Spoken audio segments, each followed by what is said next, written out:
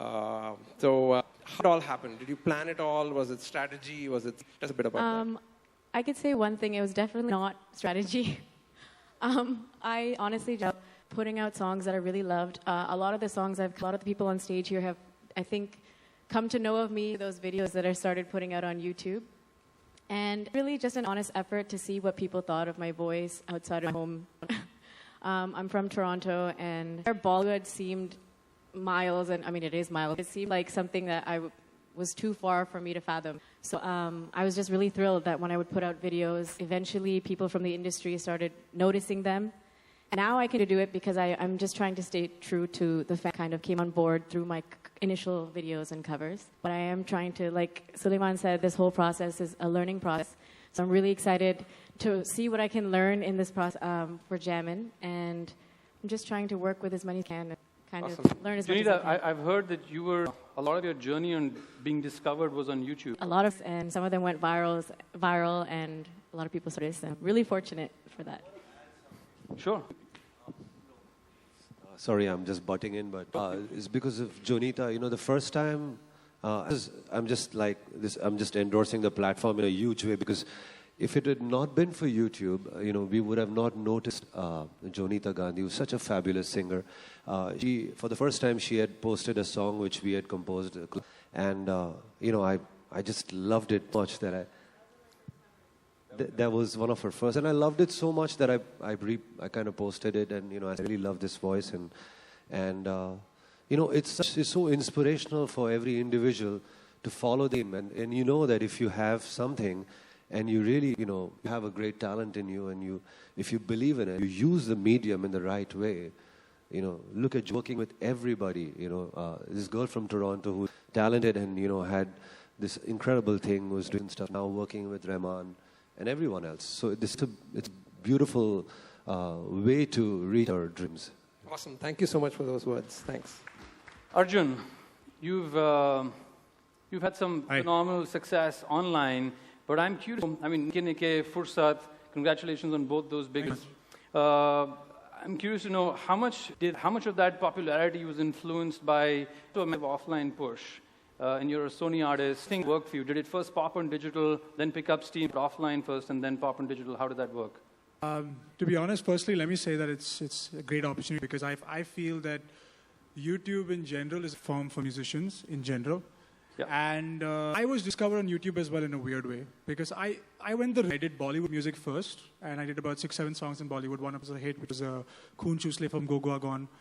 And for some reason, I wasn't finding my own space, and that's a difficult thing to do with someone else. Yep. So I went on to YouTube after. And YouTube is where Sony Music found me. They said that, you know what, for the next 6 months, we're going to let you do whatever you want on YouTube, and then produce our next few tracks. So based on what I made on YouTube, decided to send me abroad and work with specific producers and said, this is your vibe. Awesome. I genuinely feel like I found myself by doing what I did for a very long time on YouTube.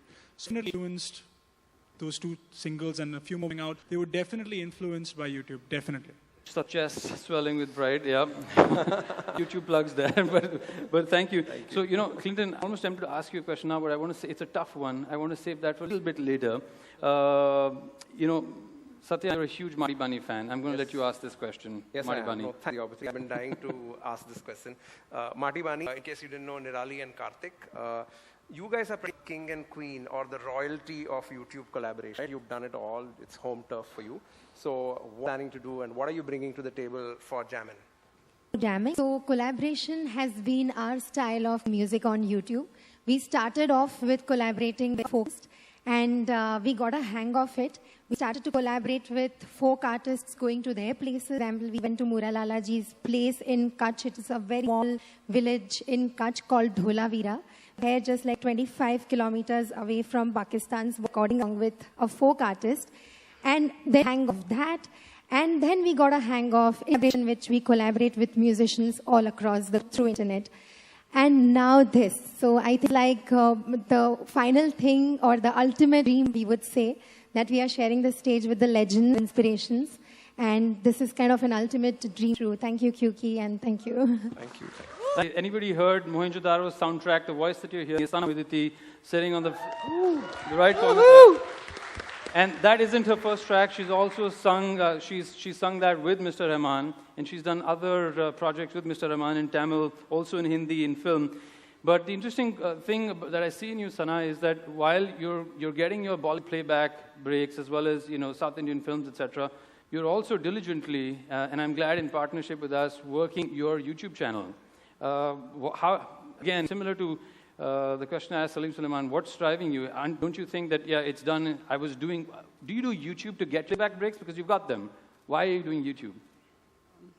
In fact, the first time I got an opportunity to send my video to Sir, it was a YouTube link, and fortunately for me, he happened to watch it. So, and that helped me live a childhood dream, which was Sir and singing for him. So YouTube is a big thing, and I wouldn't want to stop because you get to exercise your creativity over there, your own ideas. And it's also a platform where everyone notices you. And today, we're all together. It's going to be all about learning and sharing, and that's what the higher purpose is. Absolutely. So it's beautiful. I don't think it's going to stop. Are you excited to be part of Jamin? Sorry? Are you excited to be part of Jamin? Yeah, I'm extremely excited to be sharing stage with such great personalities, such great musicians, and it's a huge opportunity, and I'm really grateful about it. Awesome. Just so that for everybody's knowledge, every time we say Sir on stage, they mean Mr. Rahman. Okay, so I mentioned Rahman, so... yeah, no, it's fine. Yeah, okay. RT Raga Trippin, thank you for that brilliant introduction. You're welcome, Samir. You guys were awesome. We are missing a main team member from Raga Trippin, Suzanne, who's in Australia right now. Yep. Yeah, I was hoping her flight got cancelled last night, but it obviously... We tried, it didn't work out. No, she's gone. But we are happy. So, you guys, Gwen, you back up Arijit in every concert. Thompson, you've got a career as a solo artist. You are, you're one of the most amazing boxers. And Gary, just fantastic. And tell me, that a cappella is still neat, right? As we've built your digital presence, has impacted your live gig performances? Because I know you guys gig has there been a correlation between your YouTube popularity and what you're doing on YouTube and live performances? Actually, it has because, firstly, as you mentioned, a cappella is a genre. So for people in India to understand that हम Bollywood music a cappella format में करते हैं, they don't even understand what is a cappella.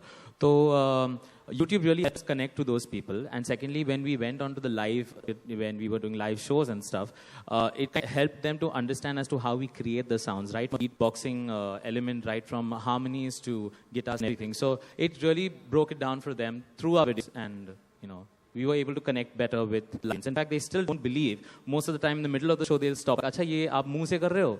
So that's like a surprise element that... Yeah, people have to believe, right? Yeah. Very hard, very hard. We've had people, and especially when Alan's beatboxing, they go to the console and they're like, You guys are cheating this. And we keep having that problem, especially if it's at a wedding. They don't believe it. So then we are like, Alan, and then Alan just does it for them and they're like, oh crap.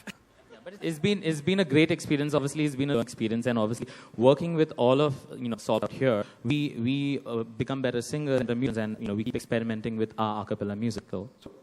Great. So from a cappella to rap, from Mumbai's finest, right? Music in India. How is to do rap music in India? Tell us how identity for yourself. First of all, I'd like to say it's an honor to be with you guys. Thank you for the opportunity to you two, Rookie. Rap really, still you can say limited to and we are representing for them.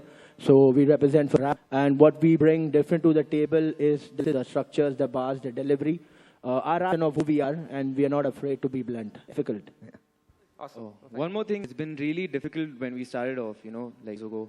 But right now, it's really difficult to have accepted as a form of music and a way of thinking and living life. So it's really good for us right now at this point of time. Yeah. And we are hoping the Jam gives you that additional platform to showcase what you guys can do. Yeah. So, the tough one for you. You're one of the most composers in India. We've talked about doing a lot more on digital for a long, long time. What's been stopping you?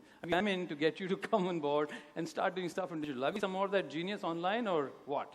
Well, absolutely. In fact, before I answer that question, let me say that both AR and Salim have been so instrumental in my career in my earlier years, because I don't think I would have learned anywhere near as much as if I hadn't worked on all those films with them. For me to be on the same platform as a composer is a blessing itself, you know. And having said that, you know, I know that digital is the future, and I'm really excited to finally, you know, be actually, you know, doing something so completely on a digital platform. I'm really excited. Can you give us a sneak peek into what you're planning to do? No naming the artist, that's secret right now. Oh, okay. Yeah. What kind of music can we expect? Well, I think I'm just going to follow my heart and see where it leads me. I think I've already got one song, yeah, I mean, that I worked on with artists who have, you know, been people that I've been excited to work with, and I think the results are pretty, you know, exciting as of now. Yeah. Okay, one final question. It was fantastic. The stage is yours. Some instruments, you can go. Sir, we're going to come back to you. Have one last question before we can hand it over to the media for Q&A.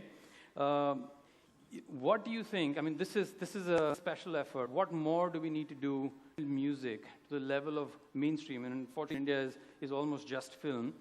Music a lot more mainstream. I think you need more venues. You need people can hang out, share knowledge, no drinking a lot, of course. And marketing.